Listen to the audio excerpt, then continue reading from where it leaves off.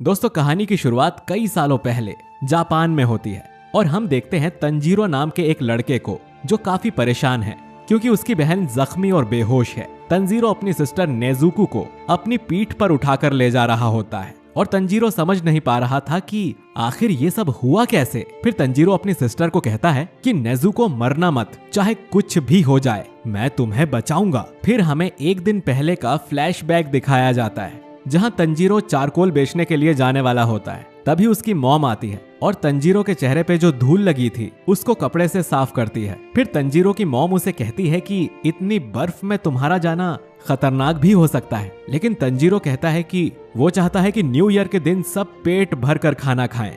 ये सुनकर तंजीरो की मॉम खुश हो जाती है और तंजीरो को थैंक्स बोलती है। फिर शिगेरू और हैनेको, जो कि तंजीरो के छोटे भाई बहन हैं, वो भी उसके साथ चलने की जिद करते हैं। तभी तंजीरो की मॉम उन दोनों को मना कर देती है और कहती है कि तुम तंजीरो जितना तेज नहीं चल सकते और आते वक्त वो तुम्हें उठा के नहीं ला सकता।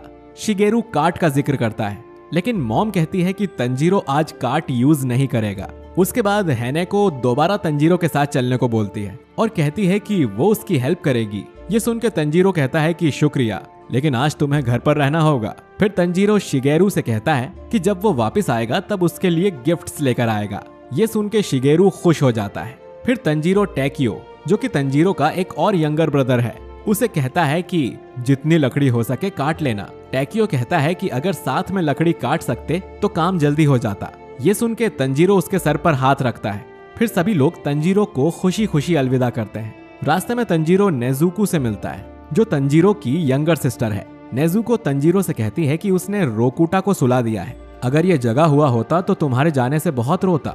फिर नेजुको आगे कहती है कि डैड के गुजर जाने के बाद ये उन्हें बहुत मिस करता है। थोड़ी बात करने के बाद नेजुको तंजीरो को बाय बोलती है। फिर तंजीरो चलता हुआ कहता है कि हमारी लाइफ इजी नहीं है, लेकिन हम खुश हैं और जिंदगी मौसम की तरह अचानक से बदल भी सकती है। ये बदलती है और आगे बढ़ती है। ऐसा नहीं है कि हमेशा ही धूप रहेगी और ऐसा भी नहीं है कि हमेशा बर्फ रहेगी। जब भी खुशियां तबाह होती हैं, वहाँ हमेशा खून की स्मेल जरूर होती है। उसके बाद तंजीरो गाँव में पहुँचता है तो एक आंटी तंजीरो को देखते ही कहती है कि मुझे नहीं लगा था कि तुम इतनी ठंड में यहाँ पर आओगे। फिर तंजीरो उन आंटी से पूछता है कि क्या आपके पास चारकोल है। उसके बाद हम देखते हैं कि एक आदमी दुकान से बाहर आता है और तंजीरो से कहता है कि मेरी हेल्प करो, मुझ पे ये प्लेट तोड़ने का आरोप है, इसको सूंघ के बताओ। तंजीरो सूंघता है और कहता है कि ये काम किसी बिल्ली का है। इससे हमें पता चलता है कि तंजीरो की सूंघने की शक्ति बहुत तेज है। उसके बाद एक ओल्ड मैन तंजीरो से हेल्प मांगता है सामान उठाने के लिए। तंजीरो असल में एक बहुत अच्छा लड़का है और कभी किसी की मदद के लिए मना नहीं करता। देखते ही देखते रात हो जाती है और तंजीरो घर के लिए वापस जा रहा था। वो काफी लेट हो गया था, लेकिन तंजीरो इस बात से खुश था कि उसने सारे चारकोल बेच दिए।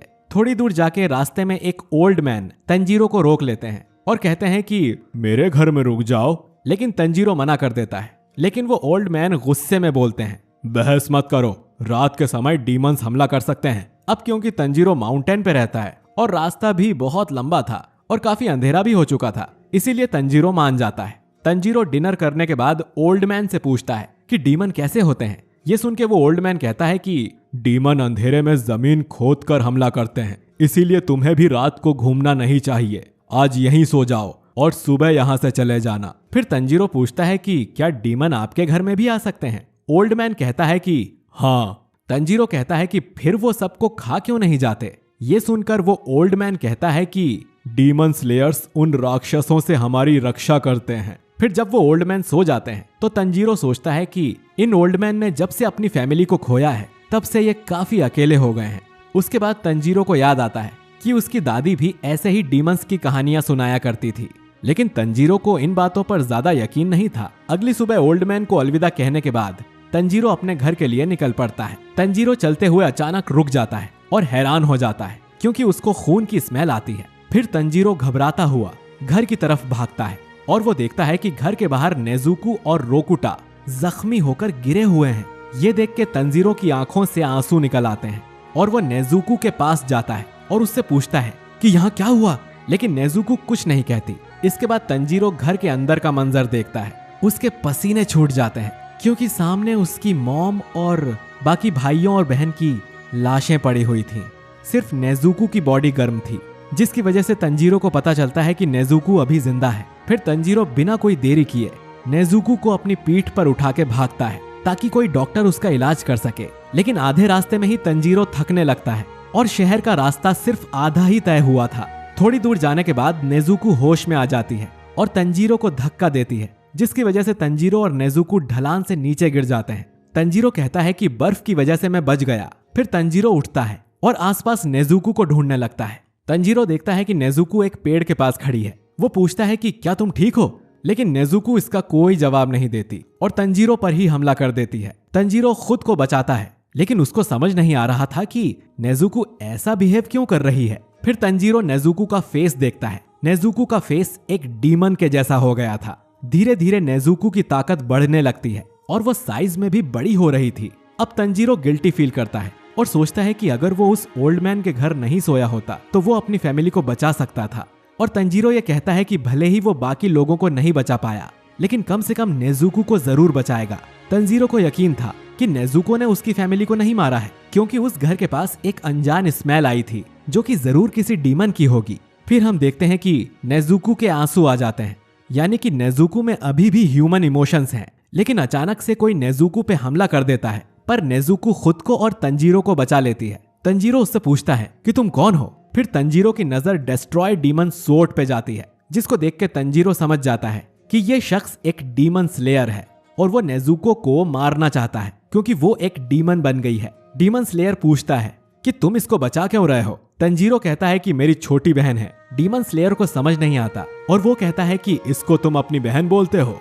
फिर जैसे ही डीमन स्लेयर भाग के इनकी तरफ आता है, तंजीरो नीचे बैठ जाता है और देखता है कि नेजुको उस डीमन स्लेयर के पास है। ये देख के तंजीरो घबरा जाता है। फिर डीमन स्लेयर कहता है कि मैं तुम्हारी बहन को मारने वाला हूँ।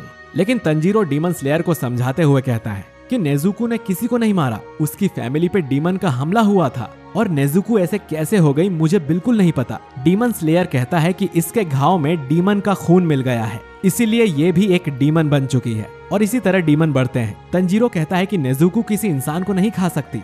डीमन स्लेयर कहता है कि तुम मजाक कर रहे हो, अभी ये तुम्हें खाने वाली थी। तंजीरो कहता है कि तुम गलत हो, वो अभी भी मुझे जानती है और मैं उसको किसी को चोट पहुंचाने नहीं दूंगा। मैं वापस नेजुको को पहले जैसा कर दूंगा। डीमन स्लेयर कहता है कि एक बार कोई डीमन बन गया तो वो वापस इंसान नहीं बन सकता। तंजीरो कहता है कि मैं इलाज ढूंढ लूंगा और जिसने मेरी फैमिली को मारा है मैं उसका शिकार करके सब ठीक कर दूंगा।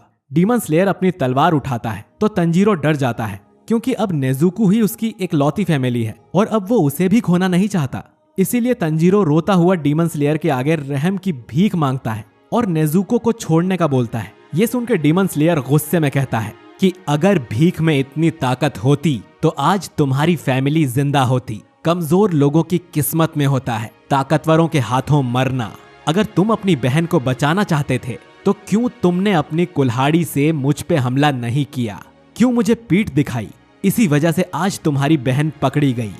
लेकिन ये सब बातें डीमन स्लेयर तंजीरो को नीचा दिखाने के लिए नहीं, बल्कि उसको इसीलिए कहता है ताकि तंजीरो स्ट्रांग बने। और डीमन स्लेयर अंदर से दुखी था, क्योंकि वो तंजीरो की फैमिली को नहीं बचा पाया और तंजीरो अभी कितना दुखी है ये डीमन स्लेयर समझ पा रहा था। पर जैसे ही डीमन स्लेयर नेजुको को मारने वाला होता है, तंजीरो डीमन स्लेयर पे पत्थर से हमला करता है और जब बर्फीली हवा चलती है तो तंजीरो चुपके से डीमन स्लेयर पे पत्थर फेंकता है, लेकिन वो उससे बच जाता है और डीमन स्लेयर तंजीरो के सिर पे मार के उसको बेहोश कर देता है। फिर डीमन स्लेयर सोचता है कि उसकी कुल्हाड़ी कहाँ गई और अचानक ही वो कुल्हाड़ी ऊपर से उसकी तरफ आती है, लेकिन वो इस हमले से भी बच जाता है। डीमन स्लेयर समझ जाता है कि उस पे पत्थर फेंकना बस एक नाटक था। इसके बाद नेजुको अपने भाई को बेहोश देख गुस्सा हो जाती है और खुद को डीमन स्लेयर से बचा के अपने भाई के पास जाती है। ये देख डीमन स्लेयर डर जाता है। उसको डर था कि नेजुको तंजीरो को खा जाएगी, लेकिन नेजुको ऐसा नहीं करती और अपने भाई को बचाने के लिए वो डीमन स्लेयर से लड़ने लगती है। ये देख के डीमन स्लेयर हैरान हो जाता है, क्योंकि उसने आज से पहले ऐसा कुछ नहीं देखा था। डीमन स्लेयर सोचता है कि उसने सुना था कि डीमन भूख लगने पे अपने घर वालों को भी खा जाते हैं। ये मैं काफी बार देख चुका हूँ और इस मोमेंट में तो इसको भूखा होना चाहिए था और उस बच्चे को खा जाना चाहिए था, लेकिन वो उसको बचा रही है। ये देख के डीमन स्लेयर सोच में पड़ जाता है और सोचता है कि ये दोनों भाई बहन बाकियों से अलग हैं। फिर डीमन स्लेयर एक हमले से ही नेजुको को भी बेहोश कर देता है। आगे हम देखते हैं कि तंजीरो के आसपास उसके भाई बहन और मॉम थी। तंजीरो की मॉम कहती है कि हमें माफ करना, हमने तुम्हें पीछे छोड़ दिया और नेजुको का ध्यान रखना। फिर तंजीरो को जब होश आता है तो वो देखता है कि नेजुको बेहोश पड़ी है। नेजुको को जिंदा देख तंजीरो की आंखों में आंसू आ जाते हैं। ये देख के डीमन स्लेयर कहता है कि तो तुम उठ गए, एक आदमी से मिलो जिसका नाम सकोंजी ओरुको डाकी है, जो माउंट सगीरी के बीच रहता है। उनसे मिलो और कहना कि गियू टोमियोका ने तुम्हें भेजा है और तुम्हारी बहन अभी तो ठीक है, लेकिन इसको धूप में लेकर मत जाना। ये बोल के डीमन स्लेयर वहां से चला जाता है। उसके बाद हम देखते हैं कि नेजुको और तंजीरो अपनी फैमिली की कब्र के पास बैठे होते हैं। तंजीरो उनकी आत्मा की शांति के लिए प्रेयर करता है। डीमन पावर की वजह से नेजुको के सारे घाव भर गए थे और थोड़ी देर बाद तंजीरो नेजुको का हाथ पकड़कर उस माउंट सगीरी की तरफ चल पड़ता है और एपिसोड नंबर 1 यहीं पर एंड हो जाता है।